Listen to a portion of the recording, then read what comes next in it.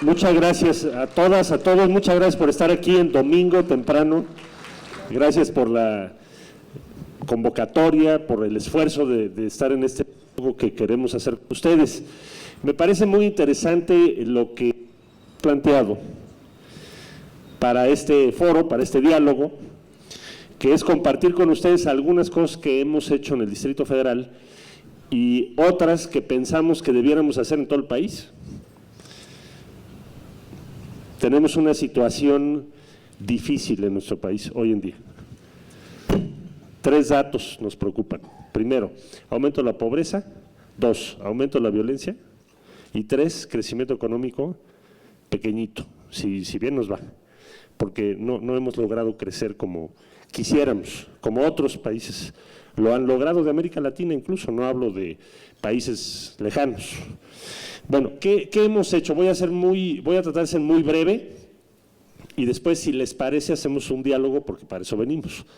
Entonces, en primer lugar yo les diría, ¿dónde están las finanzas de la ciudad? O sea, ¿cómo hemos manejado los recursos de la Ciudad de México? Voy a tratar de no abusar de cifras y demás porque eso puede ser muy aburrido. Pero yo les diría brevemente, de todos los recursos de la ciudad, el 50% son locales. Es decir, los ingresos de la ciudad sustentan la mitad de nuestro presupuesto, de lo que hacemos todos los días. Y los ingresos propios han estado subiendo y nos ha preocupado mucho subir los ingresos propios y tratar de hacerlo lo mejor posible para que tengamos recursos y la ciudad pueda efectivamente salir adelante. Aquí hay algunos datos, muy rápidamente diría, nuestra deuda, el gobierno del Distrito Federal entre 2006 y 2011 habrá decrecido en términos reales 1.9%. En comparación, a nivel federal ha crecido en 46%. Entonces, nosotros tenemos unas buenas finanzas, son unas finanzas, digamos, en equilibrio. Si no tienes buenas finanzas, no puedes hacer nada, eso ya lo sabemos, ni tampoco se puede financiar con deuda. Lo que hagamos lo tenemos que hacer guardando un equilibrio y siendo responsables con los recursos, porque no son nuestros, son recursos públicos. Bueno, ¿qué hemos hecho? Brevemente, primero, inversión en infraestructura, segundo, inversión en la gente, desarrollo humano, y tercero, inversión en el futuro. Ojo, las sociedades que no invierten en el futuro lo pagan muy caro, porque el tiempo no regresa. ¿Cuál es el recurso más valioso que tenemos? El tiempo. Tiempo que perdamos no se recupera jamás. Entonces, 3 ideas. Inversión en infraestructura quiere decir, ahora lo voy a explicar, en el caso de la ciudad, quiere decir movilidad, porque tengo una ciudad de 9 millones de habitantes, más 4,5 millones que van todos los días a trabajar. O sea, equivale a un poco más de la población de todo el estado de Oaxaca. O sea, todos los días se mueven entre el Estado de México y el Distrito Federal 4,5 millones de personas. Entonces, en una ciudad de ese tamaño, que por cierto está asentada en el punto 8 del territorio nacional, tenemos una de las densidades más altas por kilómetro cuadrado de todo el globo. Entonces, hay que invertir mucho en infraestructura porque tenemos que mover movilidad, tenemos que mover a todas esas personas todos los días. Y es un reto mayúsculo el movilizar a tantos millones de personas. Y hay que hacer hospitales y hay que invertir en las obras que tienen que ver con una ciudad que se construyó en un lago. Se nos olvida, pero la Ciudad de México es un lago. ¿Por qué es un lago? Porque no hay ningún río que saque lo que llueve cada año naturalmente del valle. Por eso es un lago, es una cuenca cerrada. Entonces, imagínense todo lo que hay que invertir para que no se inunde la ciudad. Bueno, entonces, infraestructura, inversión en la gente, desarrollo humano y pensar en el futuro. No todos los resultados los tienes en el mismo sexenio. No podemos pensar por sexenio, tenemos que pensar por décadas adelante. ¿Qué hemos hecho en inversión en infraestructura? Rápidamente, bueno, tenemos el metro, la línea 12 del metro son 25 kilómetros que cruzan toda la Ciudad de México. Están trabajando 22,000 gentes ahí, cientos de empresas Es un consorcio en el que está ICA, está el Grupo Ideal, está el Grupo Alstom, pero detrás de ellos hay cientos de empresas pequeñas, medianas y grandes. Unos transportan material, otros hacen lo que tiene que ver con las traves de concreto, en fin, hay muchas tareas ahí, son 22,000 gentes trabajando. Hoy en día tenemos un avance de 80% y es la obra pública más grande de México. Son más o menos 19,000 millones de pesos. Nos ha costado mucho trabajo. Primero, conseguir los recursos. Segundo, en la Ciudad de México hay 9 tipos de suelo.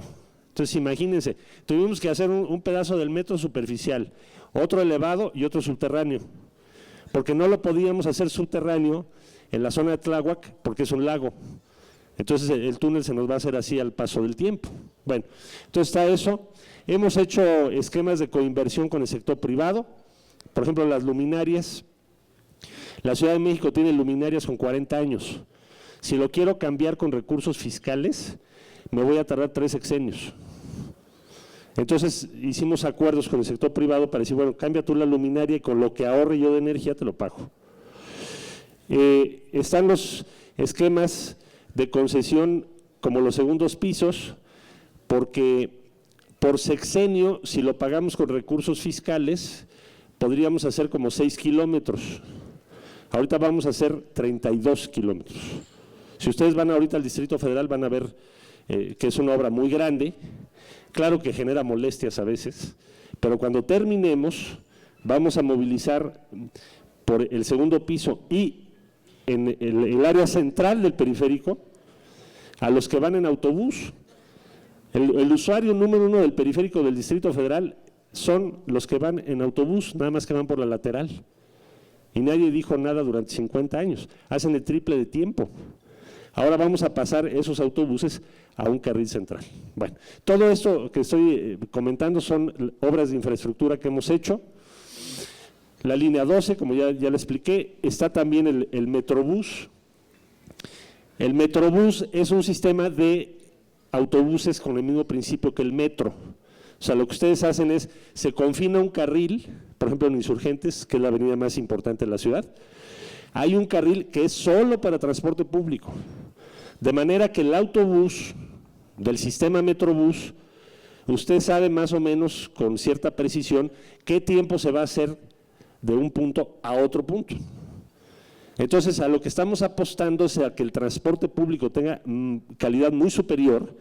Si ustedes ven hoy una estación de Metrobús, antes lo que teníamos eran unos microbuses, teníamos todo tipo de comercio en torno a Insurgentes, un desorden, porque cada microbús se paraba donde quería, y entonces nadie sabía cuánto tiempo se hacía de un lado al otro.